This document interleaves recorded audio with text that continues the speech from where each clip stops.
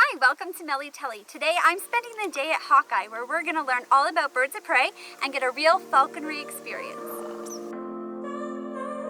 My only rule when flying a bird of prey is no petting because it's the motion coming up from her side to him. I don't know how reactive he's going to be. Yeah. I don't want him to grab.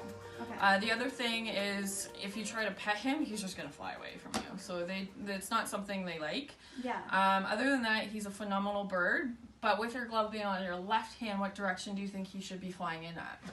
Coming across your body this way or coming from behind your glove? The back side. So coming in this way. Coming in this way. Yeah. Okay. You always want to have your glove between your body and his body. Oh, okay. Because especially we got a little bit of a gusty wind today. He's only weighing a pound. Yeah. You don't know what anything can happen at that point. Yeah. Because he hits by a tailwind that's going to push him in quicker. Yeah. You want to be ready with your glove. Okay. But he knows this drill. He knows I'm going to put the piece of meat on their glove for you. And he knows to go in that spot. Okay. Okay? Only a pound, so very light, and especially when he's landing, he's gentle like a little butterfly. Okay. Yeah. And he likes this because he keeps looking at me. He just knows what's happening, so he's probably looking at your glove. Okay, he's not like sizing me up, like, huh. No. Okay. No. As soon as you do put your glove up like this, you're inviting him to come so to I should you. keep it down. So I will tell you to keep it down until it's time to call him in. Just to make sure everything goes smooth. Yeah. Okay. Okay. Any concerns? No, I'm a little nervous. Oh, after the first flight, you'll be like, okay, that wasn't bad. Glove first up between you and him. Like this way? Yeah, and then he's gonna jump to you. Okay. Okay. Now you're gonna turn him a little bit more so he's facing this perch and give him that push, just like a little bit of a frisbee. Just like. There you go. Oh wow. Now bring your glove towards me a little bit. Okay. And just like that. Oh my goodness. Oh my goodness. Oh my goodness. Oh my goodness. Oh my goodness. And then I bring him in? Yeah. Hi. Oh my goodness. He's so cool. How does he feel in your glove? So light. Yeah. Oh my goodness. And he's so cute. And I'll get you to cast him off. Try the trees this time. Like going that way? Yep. Oh my goodness. Kyle, do you have to move? Okay. Oh my goodness. Wait. Oh, I'm going the wrong way. I'm going the wrong way. Oh my goodness. I'm so sorry. Okay. Like this? So you're gonna give him a push like a frisbee. Push, push, push, push, push, push. Oh, he didn't Try it like again. that. It's okay. I'm sorry. Harder push. He's got wings. Perfect. Oh my No, goodness. he wants to go that first. Okay. That's And then fine. This way? Yeah. Okay. Wow. He's so cool. Does he get annoyed if I didn't push him off well enough? No. Okay. He's not like, stupid tourist. Like, okay. Oh, I have to bring him in.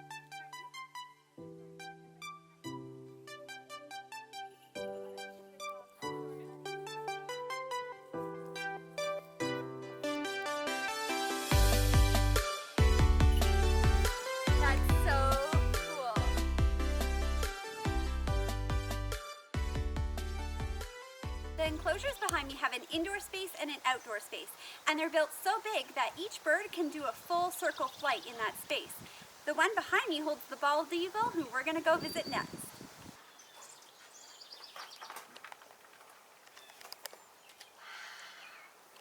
He's so big. So this is Hercules. He is our 15-year-old male bald eagle. Getting up there. Yeah. He weighs just under 10 pounds right now, and wingspan on them can go between 6.5 feet up to 7.5 feet, depending on the male or female. Wow. So, and she's actually more dominant than the male too. Interesting. So there's that video fixing up their nest, and the male puts the stick or twig in a certain spot. Yeah. And you actually see the female fight him, take that twig and put it in a different spot that she wants it. That's kind of like at home, Right. though, right? Like, I like things a certain way, so if it's not, like, the book should go on this shelf, not this shelf. I get it. Yeah. I get My it. apartment, not yours. Yeah. Exactly. Wow. Yeah. All right, come on.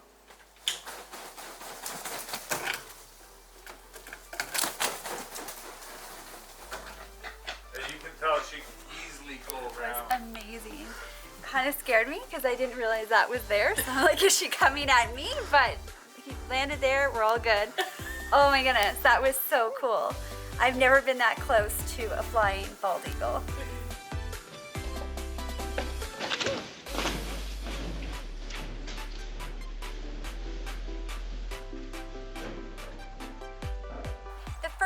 studying of falconry was in 1700 BC in the Far East, and it was first used for hunting. He's about 4.5 feet. I just weighed him this morning. He's 2.6 pounds. So he's very close. We are right in the peak of his training, so we're just bringing that weight down slowly, and we're hoping his target weight will be about 2.5 pounds. Be on a flying weight. So this flying weight is what we weigh the birds every single day, and we have to keep them at a certain weight. So the other way we'll tell the birds at a flying weight is we'll feel their keel. So that's the chest bone between the breasts of the bird, and what you want is to have a little bit of a sharpness in that bone, but you don't want to have no meat there. You want to have meat. You want to feel meat behind that bone. When I go in, because being a bird that's in training right now, he's getting tied down because that teaches them to stay in one spot for longer periods of time. Yeah. But when I go in and I'm taller than him, what he will do is he'll puff out because I'm more intimidating, and then he smacks his beak at me. So that's why he's saying, I don't like that. You're upsetting me. Yeah. So once I provide him with food and I especially get down to his eye level and crouch down, you actually see the feathers relax. Okay. And he's like, okay. And especially once you give him food, he calms right down. Yeah. Being a subarctic owl, they're not an indigenous species to Ontario, but you'll find them up in the boreal forest where the trees actually stop growing. So very close to the Arctic. He's also a bird that can handle temperatures going below -30. Wow. Where Snowy can handle temperatures -50 or below.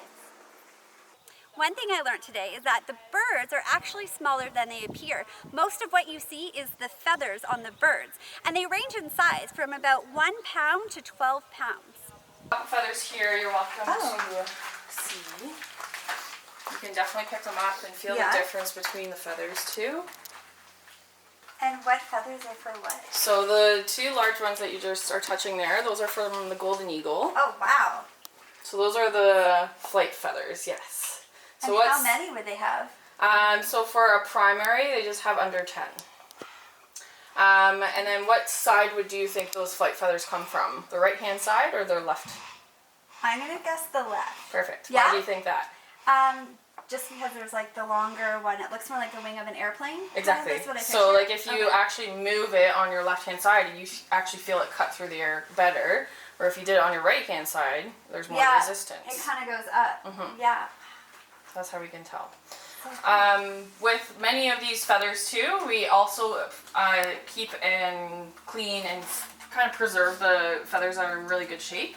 Because if we especially are flying and hunting with a bird consistently and they start damaging their tail feathers, the tail feather is very important on the bird. We want to keep those feathers in good condition. Yeah. But if they start breaking about 3 to 4 and they have 11 feathers on their tail, we can fix that for them. So it's called imping. So we'll take like our red tail, we would take a previous molted red tail feather, and then my kit has a micro drill and glue and like wooden pegs. And then we go under that broken feather, cut it out, and you want to drill that area where that quill is still coming out of the skin. Yeah. And then you also want to drill the shaft of the feather that you're replacing it with. And then the wooden pegs and glue help us to keep it together. I honestly didn't even think of that. That's so cool. Does it hurt the bird? No. Okay. No. Because they actually have a higher heart rate, so especially peregrines, their resting heart rate is 190 beats per minute. So they take in so much information and visually, they need to have something that will help them to stay calm. Okay. So this does actually more good than bad for the bird. Is it kind of like horse blinders? A little bit, yeah. So this will cover their eyes. The Okay. beak comes out in the front here. The top part, this little design here, actually helps us to get our fingers out of the way and actually helps us to put it on the bird too. Wow. So can they see? No, that's what you don't want them to see because they go by night and day. Yeah. Your eagles, falcons, and hawks are diurnal species. Okay. They need something when you cut out all that light. Yeah. They need something that will do the same at night. So you're gonna kind of mimic that. Oh, You okay. take everything out, make it nice and dark, and you actually see like a peregrine if they're stressed. Yeah. You see the heart rate actually slow down and their breathing calms down too. Wow. And then because they cannot see, they're not going to move. You're going to be looking at birds of prey as well. One of the things you'll notice is that when birds of prey, especially peregrines, dive at those incredible speeds, they need to breathe normally. So what happens is you get a couple of 100 kilometers an hour of wind rushing up into their face. They want to be able to breathe normally. So nature has figured out a way to reverse the effect of all that air coming up into them. So if you look inside the nostril, and we'll go into the peregrines, you'll actually notice it. But right inside the nostrils, they actually have little tiny blades of hair. And the blades are almost feather-like, but they're very tiny. Microscopically, they're really interesting. Apparently, the idea is when in World War II, the Germans were looking for the way to make the jet engine, they used the nostril of a peregrine falcon and reversed it. So what they did is fast air coming in, slow air going down the lungs. What they did is reversed it, slow air coming in, fast air going out, which propulsed every airplane that we have from now as a jet. That's one of the main reasons birds of prey have been incredible for us. We learn a lot about flight from birds of prey, especially in the differences between stealth fighters and super fast fighters because of the way their wings are shaped, the way the movements of the wings are, how stiff they are. All of that has made a huge difference. They are a barometer for us. So how well we're doing on our planet is how well we're doing as a bird of prey species. So the people go, what are you talking about? Well, the minute we took out DDT, peregrines started to go. The eggshells became too thin, it went into the food chain, it has started affecting us. That's the important thing. We need to keep birds of prey alive and healthy just so we know what's going on out there. The minute you notice that your sheep are dying, well, maybe there's something wrong with the sheep, and that's going to affect me when 10,000 people are eating the sheep later. Yeah.